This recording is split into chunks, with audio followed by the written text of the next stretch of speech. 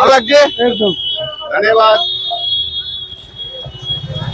রাজা স্টোর্সের পক্ষ থেকে কোথাও আমি অমিত কুমার মন্ডল দুই ভাই একসাথে দাঁড়িয়ে রাস্তার মধ্যে রিভিউ নিচ্ছি যে কিরকম লাগছে মানুষজনের। তাহলে তোমাদের কিরকম লাগবে আমরা বুঝতে পারবো বা আশা করতে পারবো। আরেকজনকে জিজ্ঞাসা করে নেবো, একটুখানি সময় নেবো। এই ক্যান্ডেল গুলো কিরকম লাগছে আপনার?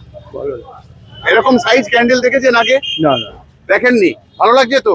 চলুন দাদা ফটো তুলছে, দাদার সাথে ফটো তুলছি, আপনার মুখে একটু জেনে নেবো, তারপর ফটো হবে।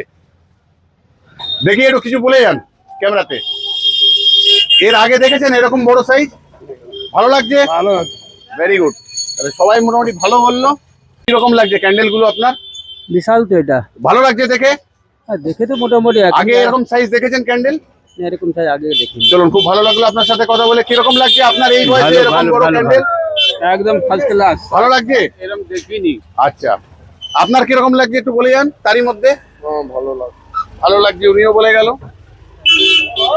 চলো রাস্তা জাম ক্লিয়ার করো। চলো।